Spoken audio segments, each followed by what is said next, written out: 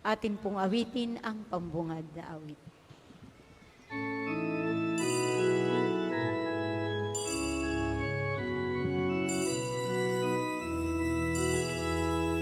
Bayan, magsiawit na bayan, pinagpala ka, dakilang biyayang pangako niya'y sumilay na. Dakilang biyayang pangako niya'y sumilay na.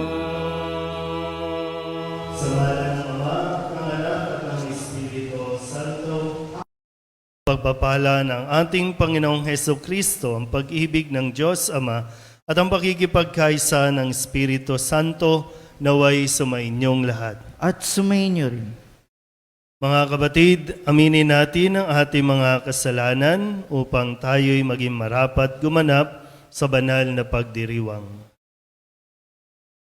Inaamin ko sa makapangyarihang Diyos at sa inyo mga kapatid na lubha akong nagkasala sa isip, sa salita at sa gawa at sa aking pagkukulang. Kaya isinasamo ko sa mahal na Birheng Maria, sa lahat ng mga anghel at mga banal, at sa inyo mga kapatid na ako'y panalangin sa Panginoong ating Diyos. Kawaan tayo ng makapangyarihang Diyos, patawarin tayo sa ating mga kasalanan, at patnubayan tayo sa buhay na walang hanggan. Amen.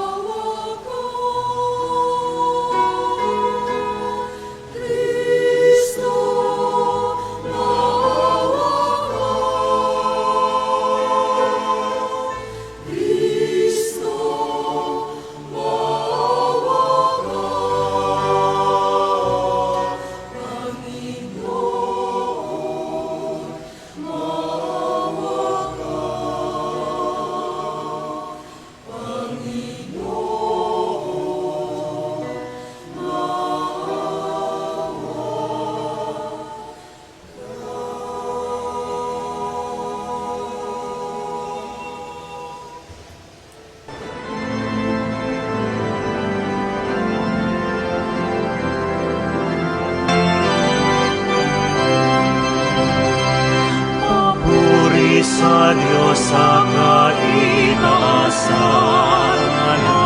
sa lupa'y kapayapaan, sa mga taong pinalulukan niya. Pinupuri ka namin, inarangal ka namin, sinasamba ka namin, pinagpupunyi ka namin. Pinasasalamatan ka namin, dahil sa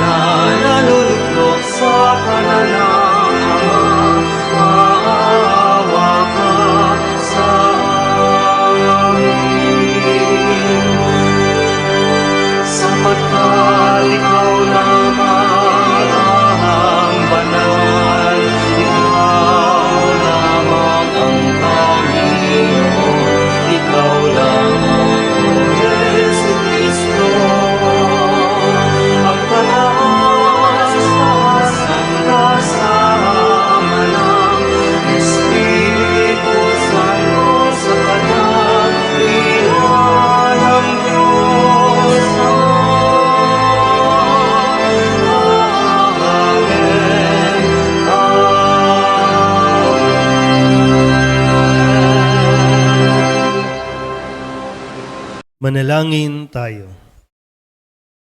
Ama naming makapangyarihan, tanang pinakamabuti iyong tinataglay.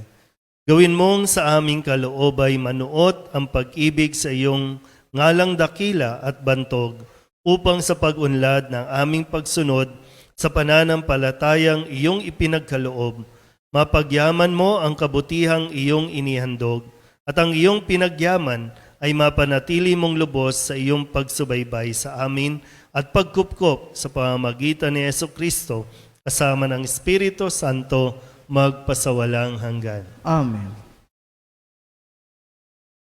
Pagbasa mula sa aklat ni Propeta Jeremias. Panginoon, ako'y iyong hinikayat at sumunod naman ako. Higit kang malakas kaysa sa akin at ikaw ay nagwagi. Pinagtatawanan ako ng bala na maghapon silang nagtatawa dahil sa akin. Tuwing ako'y magsasalita at sisigaw, karahasan, pagkasira, pinagtatawanan nila ako't inuuyam, sapagkat ipinahayag ko ang iyong salita. Ngunit kung sasabihin kong lilimutin ko ang Panginoon at di na sasambitin ang kanyang pangalan, para namang apoy na naglalagablab sa aking puso ang iyong mga salita, apoy na nakakulong sa aking mga buto. Hindi ko na kayang pigilin ito, hirap na akong magpigil. Ang salita ng Diyos. Salamat sa Diyos.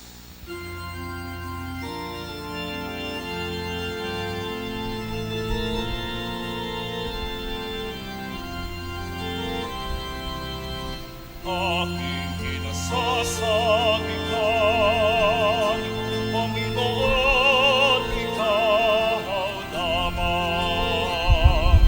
Aking kinasasabikan, Panginoon, ikaw lamang. O Diyos, ikaw ang aking Diyos na lagi kong hinahanap. Ang huwaw kong kaluluwa'y tanging ikaw yaong hangad. Para akong tuyong lupa na tubig ang siyang lunas. Aking kinasasabikan, Panginoon, ikaw lamang. Bayaan mong sa sanktuaryo, sa lugar na dakong banal, ikaw roo'y mamamasdan ko sa likas mong karangalan. Ang wagas na pag-ibig mo'y mahigpit pa kaysa buhay, kaya ako'y magpupuri, ikaw ang pag-uukulan. Aking kinasasabikan, Panginoon, ikaw lamang. Habang ako'y nabubuhay, ako'y magpapasalamat at ako'y dadalangin na kamay ko'y nakataas. Itong aking kaluluwa'y kakaing may kasiyahan, magagalak na umaawit ng papuring iaalay. Aking kinasasabikan, Panginoon, ikaw lamang. Pagkat ikaw sa tuwina ang katulong na malapit, sa ililim ng iyong pakpak, galak akong umaawit. Itong aking kaluluwa'y sa iyo lang naghahawak, pagkat ako kung hawak mo, kaligtasay natitiyak. Aking kinasasabikan, Panginoon, ikaw lamang. Aking kinasasabikan, Panginoon, ikaw lamang.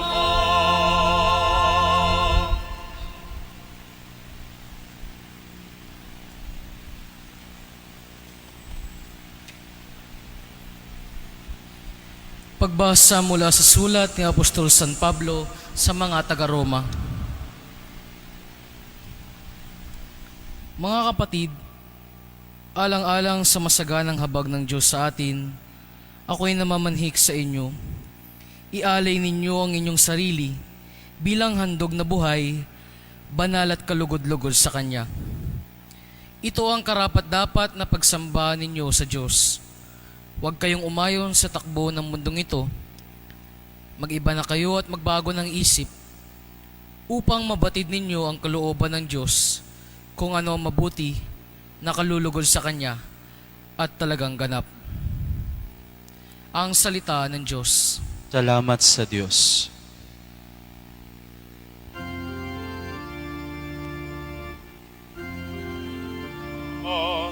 Alleluia,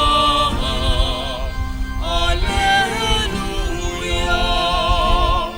Diyos Ama ni Jesucristo, kami ay liwanagan mo at tutugon kami sa iyo. Alleluia, Alleluia, Alleluia. Sumainyo ang Panginoon. At sumaiyo rin. Ang mabuting balita ng Panginoon ayon kay San Mateo. Papuri sa iyo, Panginoon.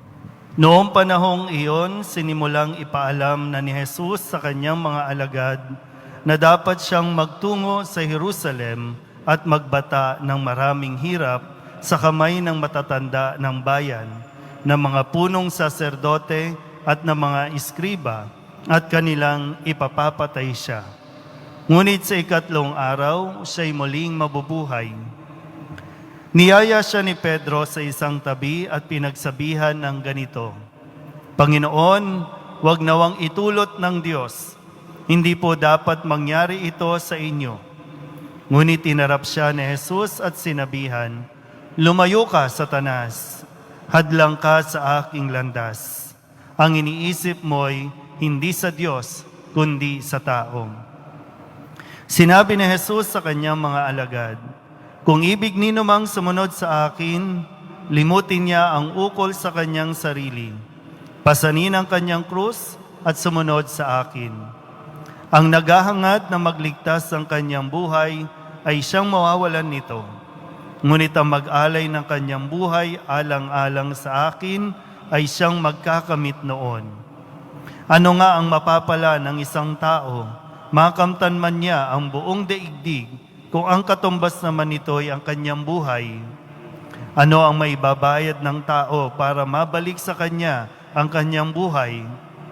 Sapagkat darating ang anak ng tao na taglay ang dakilang kapangyarihan ng kanyang ama at kasama ang kanyang mga anghel sa panahong yaoy, gagantihin niya ang bawat tao ayon sa kanyang ginawa. Ang mabuting balita ng Panginoon. Pinupuri ka namin, Panginoong Hesukristo. Magsiupo po ang lahat. Isang magandang araw po sa inyong lahat. Palapakan natin ang Poong Jesus Nazareno.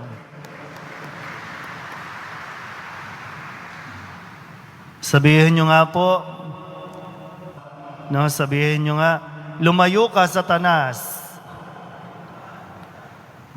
Baka katabi nyo lang. Baka nandito lang.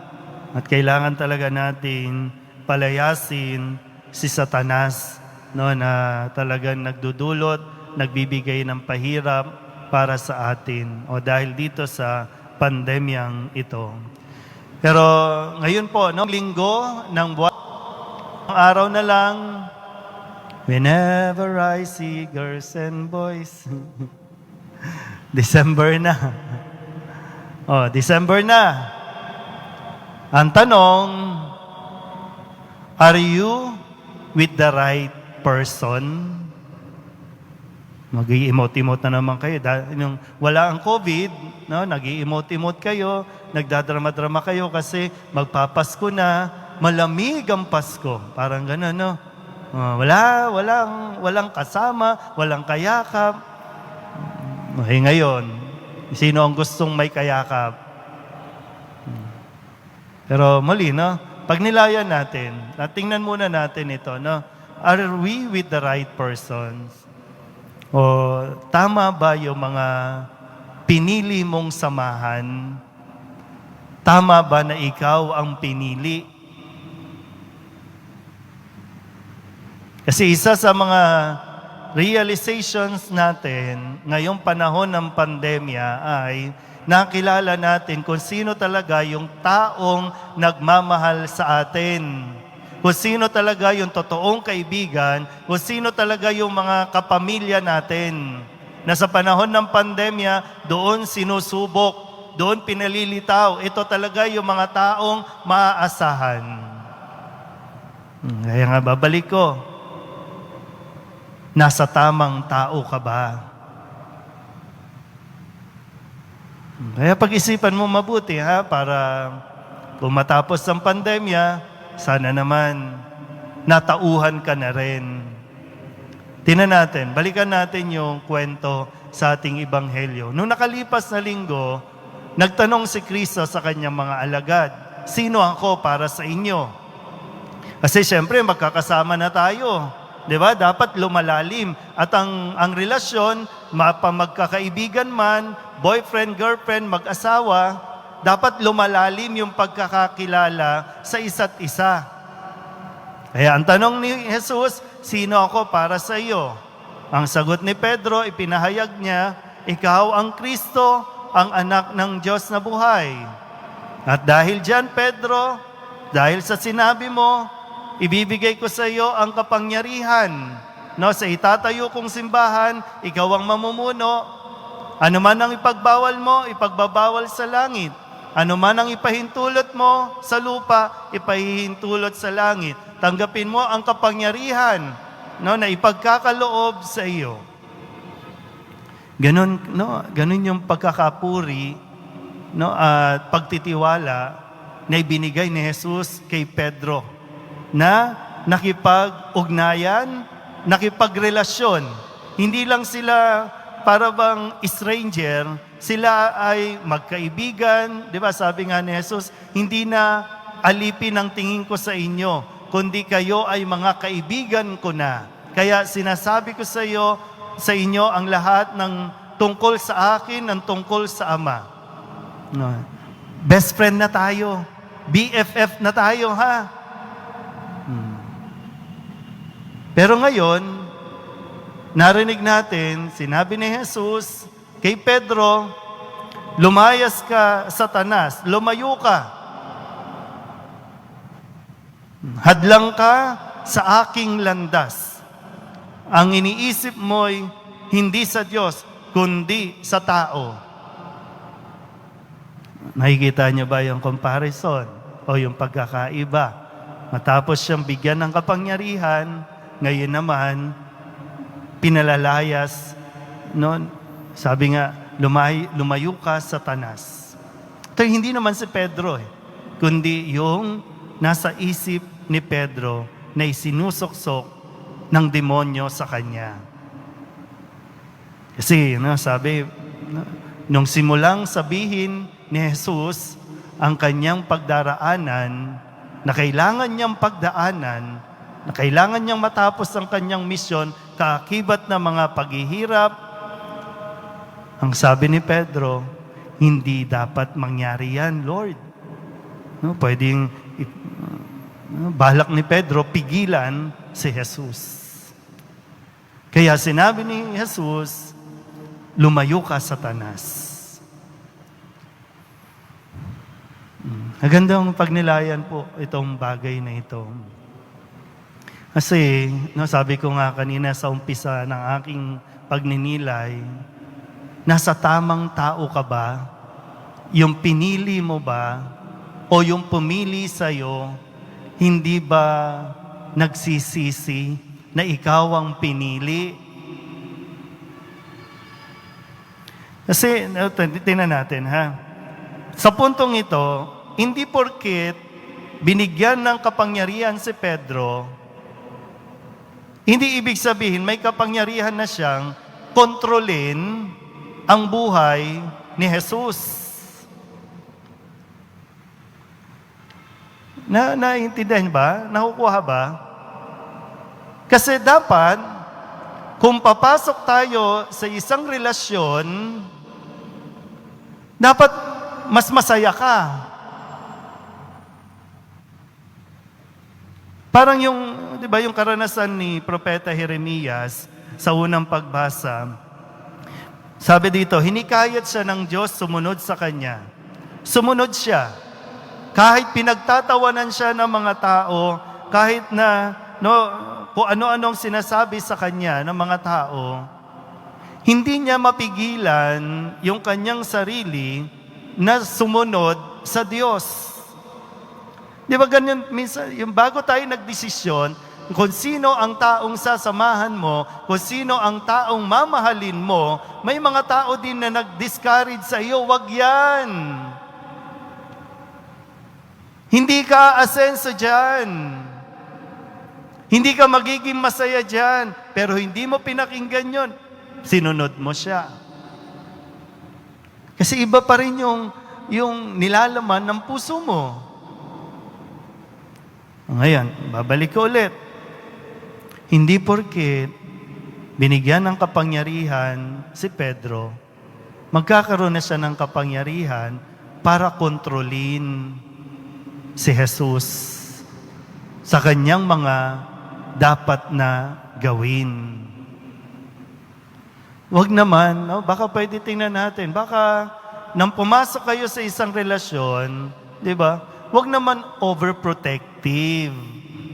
Wag naman over-controlling. Kasi dapat, sabi ko nga, kung papasok ka sa relasyon, magdidesisyon ka, okay ka ba? Sasamahan mo ba ako sa hirap at ginhawa? Sa COVID man o wala, sasamahan mo ba talaga ako? Kasi hindi pwedeng sasaya lang tayo. Hindi pwedeng puro lang tayo, happy-happy lang. Kaakibat niyan, may problema na kailangan harapin. May problema na dapat pagdaanan. Minsan sinasabi, ayoko na sa iyo. Puro ka na lang problema. Puro ka na lang problema. Di ba? Maraming naghiwalay. Marami ang sumusuko kasi nga, ang iniisip nila, kapag pumasok sa relasyon, happy-happy lang tayo. Wala dapat problema. Kaya pag may mga pagsubok, may problema, hiwalay na tayo. Ayoko na sa'yo.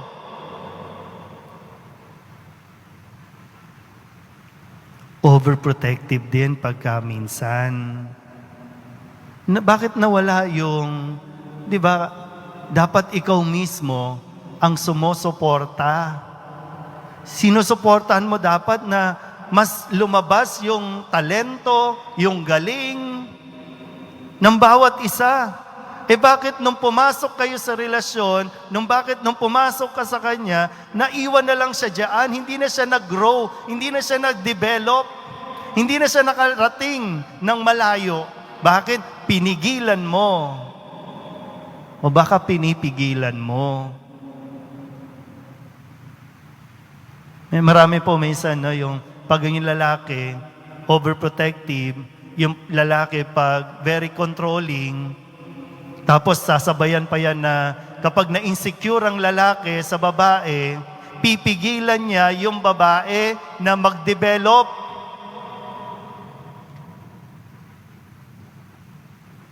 Kaya tuloy hindi nagiging masaya yung relasyon.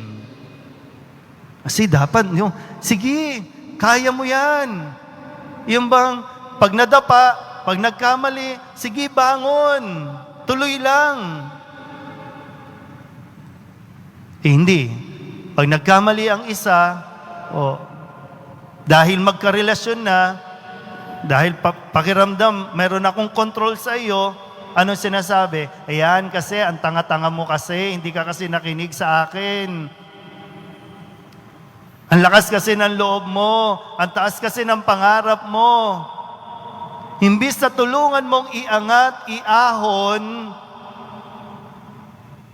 ikaw pa yung nagiging hadlang. Hindi ko alam po kung ilan sa inyo yung may regret, yung may panghihinayang na siguro kung hindi siya yung sinagot ko, siguro professional na ako ngayon. Siguro successful ang karir ko ngayon. Ngayon nga ultimo, di ba? Ultimo pag-online selling, pagtitinda online, kinokontrol at sinasabihan, ako, wag na, wala namang bibili dyan, di naman bibenta yan. Makareklamo, di ba? Kung makaangal, hindi naman sumusuporta.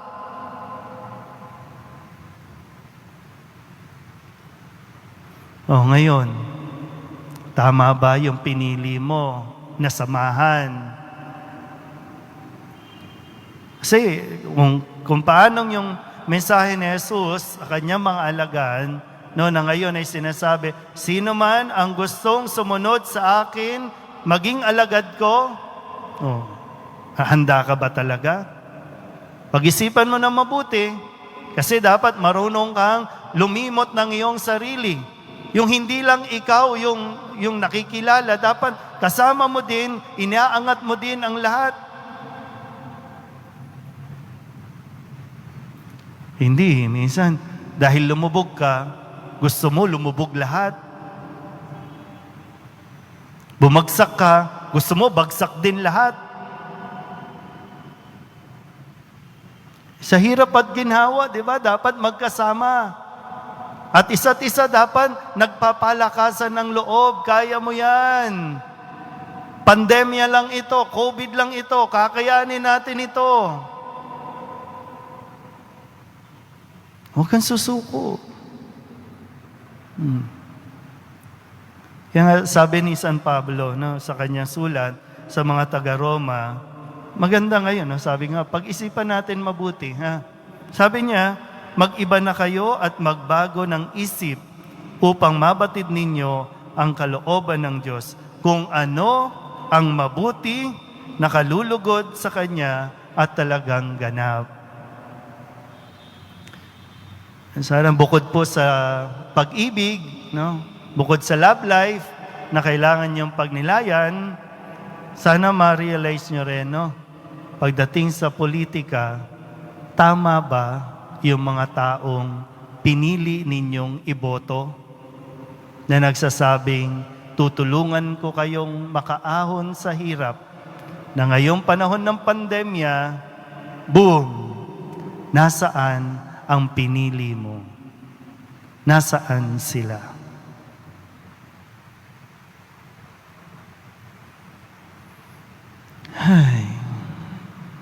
Kasi nagsasabay-sabay, halo-halo, pero maganda pag nilayan natin ang ating mga sarili, yung ating mga desisyon na ginawa noon. Na ngayon, ang nangyayari, resulta pa lang ito ng desisyon mo. Pero hindi ibig sabihin, hanggang dito na lang tayo. Kaya nga nandito si Kristo, nandito ang kanyang mga mensahe para gumabay sa atin, para matapos at talagang matatapos ang pandemyang ito. Pero yung kanyang paanyaya, nananatili. Susunod ba kayo sa akin? Gusto nyo bang maging alagad ko? Yung mga gusto ngang sumunod kay Kristo, pumalakpak nga po. Mapa-COVID man o wala, sa loob man tayo ng simbahan o nasa labas, mananatili tayo kay Kristo. Mahirap yung nasa labas, pero talagang sasabihin natin, Lord, kasama ito sa sakripisyo, kasama ito sa dapat naming pagdaanan para patunayan talaga namin na sa hirap at ginhawa, mapa-COVID man o wala, may relief man o wala, sa iyo pa rin kami, Panginoon. At ang Diyos talaga naniniwala na kaya natin sumunod sa Kanya hanggang sa wakas. Amen? Hingin natin sa Diyos na kayanin nating sundan ang Panginoong Hesus sa daan ng krus. Para sa bawat kahilingan ang ating itutugon, Ama naming mahal, dinggin mo ang aming panalangin. Ama, dinggin mo ang aming pagsamo. Para sa Santo Papa, mga obispo, mga pari at mga diakono, patuloy nawang magningas ang iyong salita sa kanilang mga puso upang ito ang maging inspirasyon nila at lakas. Manalangin tayo. Ama, dinggin mo ang aming pagsamo. Para sa mga pinuno ng pamahalaan, turuan mo nawa silang magmasid, magpasya at kumilos ayon sa iyong pananaw at hindi ayon sa batayan ng mundo. Manalangin tayo. Ama, dinggin mo ang aming pagsamo. Para sa mga may sakit, mga mahihirap, mga nasa bingit ng kamatayan at sa lahat ng dumaraan sa mga pagsubok ng buhay, makatagpo nawa sila ng pag-asa mula sa kanilang pamilya at komunidad. Manalangin tayo. Ama, dinggin mo ang aming pagsamo. Para sa lahat ng binyagang Kristiyano, turuan mo kaming mamuhay ng payak at nagsasakripisyo upang maging mabuting katiwala at tagapangalaga ng buong sangnilikha. Manalangin tayo. Ama, dinggin mo ang aming pagsamo. Dilog din natin sa Panginoon ang ating mga personal na kahilingan at mga panalangin para sa ating mga pamilya, ang mga kahilingan ng lahat ng nanonood sa Facebook Live at ang lahat ng panalangin na hinihiling na ipagdasal sa oras na ito.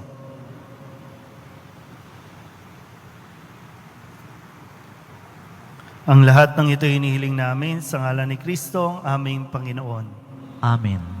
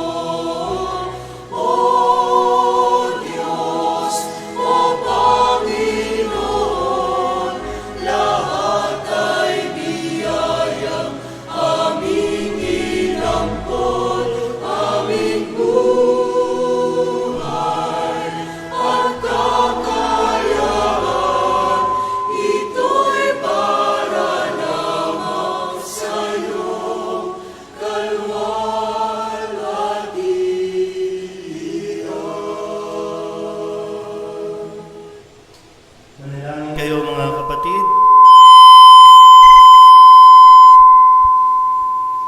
Upang ang paghahain natin ay kalugdan ng Diyos sa mga makapangyarihan. Tanggapin nawa ng Panginoon itong paghahain sa iyong mga kamay, sa kaburihan niya at karangalan sa ating kapakinabangan at sa buong sambayanan niyang banal. Ama naming lumikha, ang banal na paghahain ay lagi nawang magdulot ng iyong pagbabasbas na sa aming tumutubos upang ang ginaganap mo sa aming pagdiriwang ay maging lubos na pagkakaloob ng iyong pagmamahal sa pamamagitan ni Jesucristo kasama ng Espiritu Santo magpasawalang hanggan. Amen. Sumainyo ang Panginoon. At sumayin niyo rin. Itaas sa Diyos ang inyong puso at diwa. Itinaas na namin sa Panginoon. Pasalamatan natin ang Panginoong ating Diyos. Marapat na siya ay pasalamatan. Ama naming makapangyarihan, tunay ngang marapat na ikaw ay aming pasalamatan sa pamamagitan ni Jesucristo na aming Panginoon. Siya ay naging kapwa naming maaasahan upang may mangunang umako sa pananagutan dahil hangad mong magbago ang kinamihas ng pagkakanya-kanya ng sangkatauhan. Bunga ng pagtitiis, siya ay nanaig at ang kamatayan ay kanyang nalupig. Kaya't siya ang aming daan para aming masapit ang iyong tapat at maaasahang pag-ibig. Kaya kaysa ng mga anghel na nagsisiawit ng papuri sa iyo, nang walang humpay sa kalangitan, kami nagbubunyi sa iyong kadakilaan.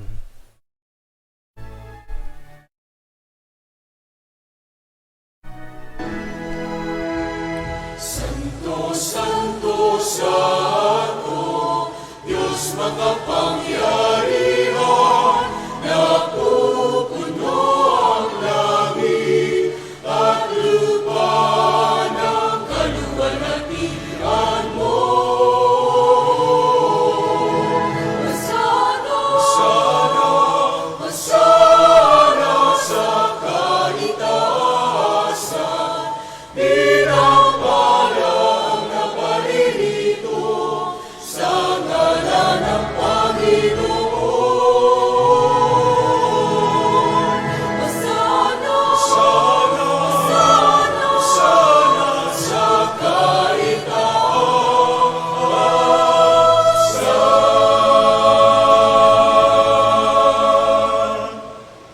Maraming manalo o walang tanang kabanalan.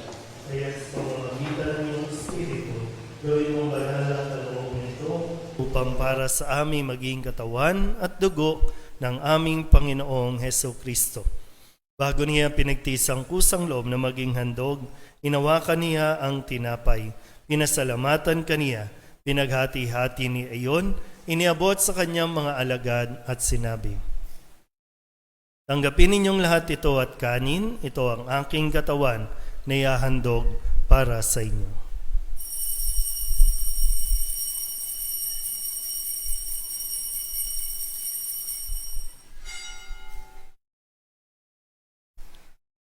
Gayun din naman nang matapos ang hapunan, inawakan niya ang kalis, muli kaniyang pinasalamatan.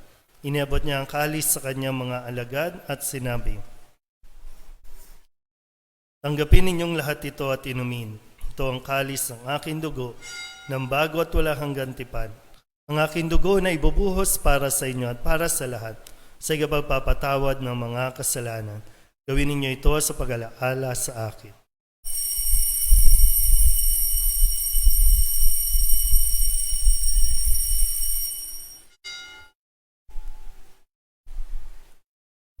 Ipagbunyi natin ang misteryo ng pananampalataya. Sa krus mo at pagkabuhay, kami natubos mong tunay. O Jesus na aming mahal, iligtas mo kaming tanan. O Jesus na aming mahal, ngayon at magpakailan.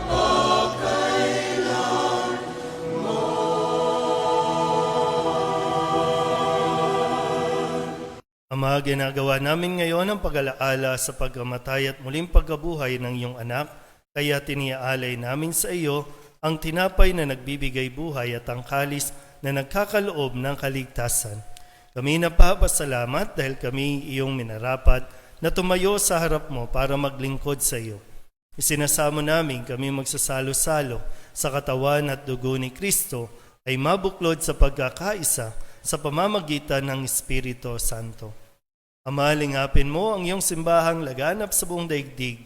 Puspusin mo kami sa pag-ibig, kay San Francisco na aming Papa at ni Jose na aming Obispo at ng Tanang Kaparian. Alalahanin mo rin ang mga kapatid naming nahimlay na may pag-asang sila'y muling mabubuhay, gayon din ang lahat ng mga pumanaw.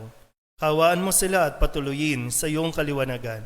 Kawaan mo at pagindapating kaming lahat na makasalo sa iyong buhay na walang wakas. Kaysa ng mahal na Birhen Maria na ina ng Diyos, ng kabiyak ng puso niyang si San Jose. Kaysa ng mga apostol at ng lahat ng mga banal na namuhay dito sa daigdig ng kalugod-lugod sa iyo, may pagdiwang nawa namin ang papupuri sa ikararangal mo sa pamamagitan ng iyong anak na aming Panginoong Heso Kristo. Sa pamamagitan ni Kristo, kasama niya at sa Kanya, ang lahat ng parangal at papuri ay sa iyo, Diyos Ama, makapangyarihan, kasama ng Espiritu Santo, magpasawalang hanggan.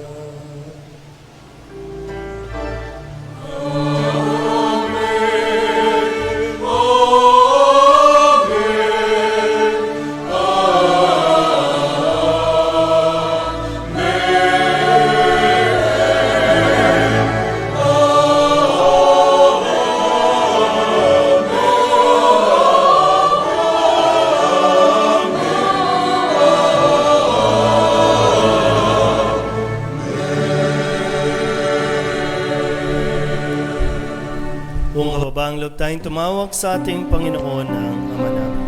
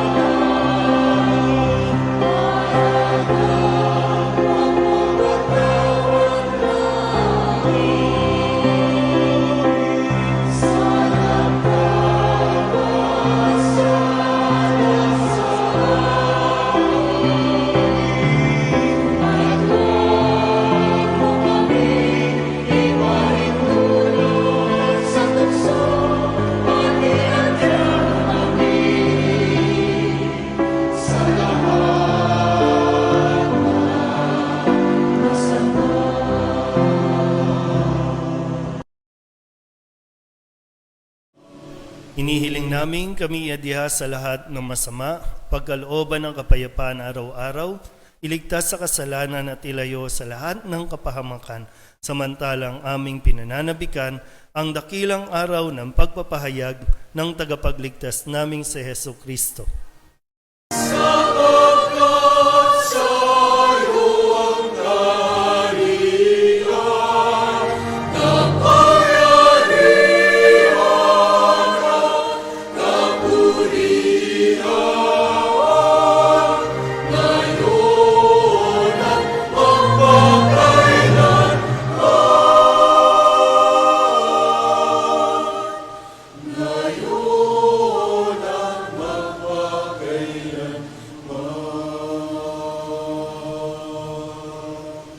Panginoong Heso Kristo, sinabi mo sa iyong mga apostol, kapayapaan ang iniiwan ko sa inyo, aking kapayapaan ang binibigay ko sa inyo. Tunghayan mo ang aming pananampalataya at huwag ang aming mga pagkakasala. Pagkalooban mo kami ng kapayapaan at pagkakaisa ayon sa iyong kalooban, kasama ng Espiritu Santo, magpasawalang hanggan. Ang kapayapaan ng Panginoon ay laging sumainyo. Magbigayan po tayo ng kapayapaan sa isa't isa.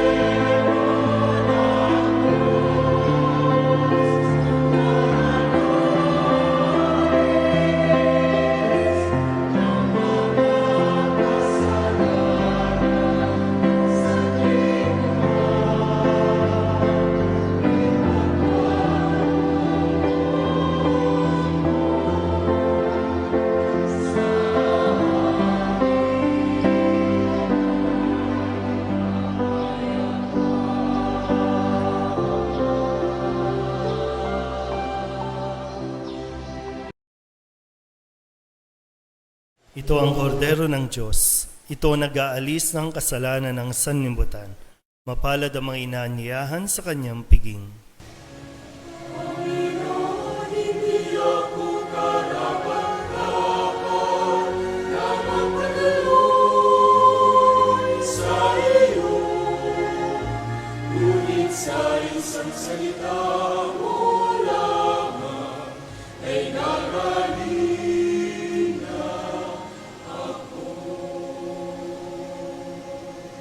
Katawan ni Kristo,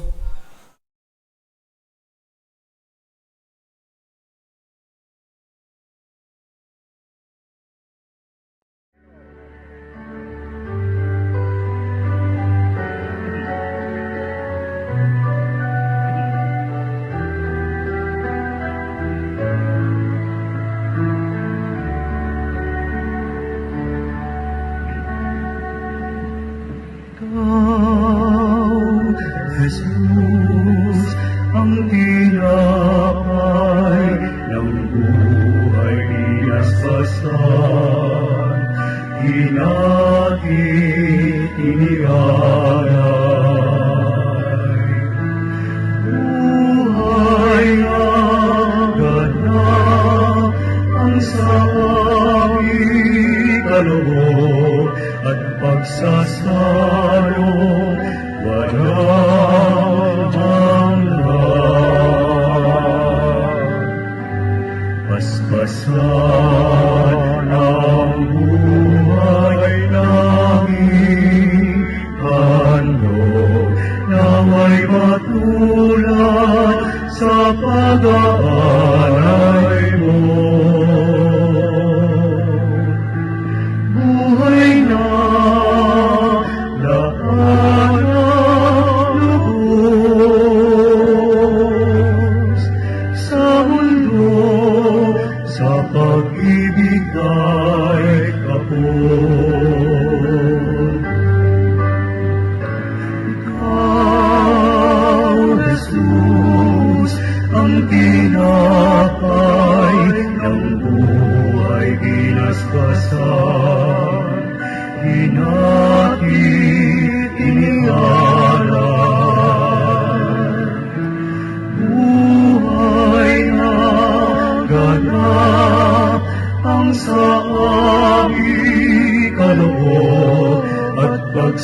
pagsasalong walang hanggan. Marapatin sa kapamaging tinapay, kagalakan sa nalulumbay, katarungan sa naapi,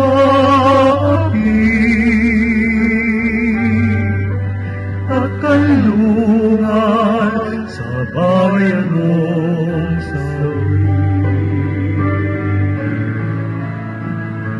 Ikaw, Jesus, ang tinapay ng buhay binasbasan, hinatid inialay. Buhay na ganap ang sa aming kaloob at pagsasalong walang hanggan. Basbasan ang buhay namin, handog naway matulad sa pag-aalay mo. Buhay na lahat ng lubos sa mundo, sa pag-ibig ay kapos.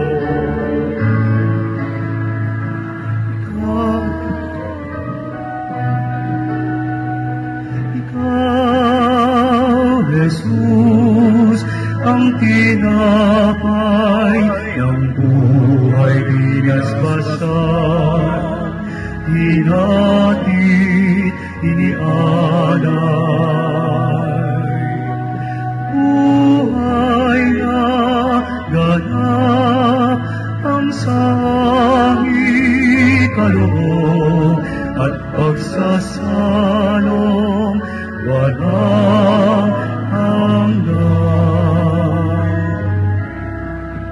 At pagsasalong walang hanggan.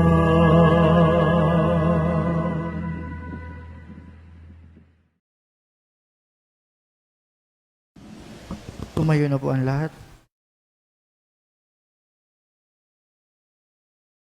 Manalangin tayo. Ama naming mapagmahal, kaming nagsalo-salo sa pagkain mong bigay, ay umihiling ng lakas mong inilaan upang ang kagandahang loob namin madagdagan sa paglilingkod namin sa iyong kadakilaan na nagpapaalab sa pag-ibig namin sa kapwa-tao sa pamamagitan ni Jesucristo kasama ng Espiritu Santo magpasawalang hanggan. Amen. Umupo po ang lahat. Okay. Sumayin niyo ang Panginoon At sumayin niyo rin. at pagpalain kayo ng makapangyarihang Diyos, Ama at Anak at Espiritu Santo. Amen. Tapos sa banal na misa, humayo tayo sa kapayapaan ni Kristo. Salamat sa Diyos. Magandang araw po.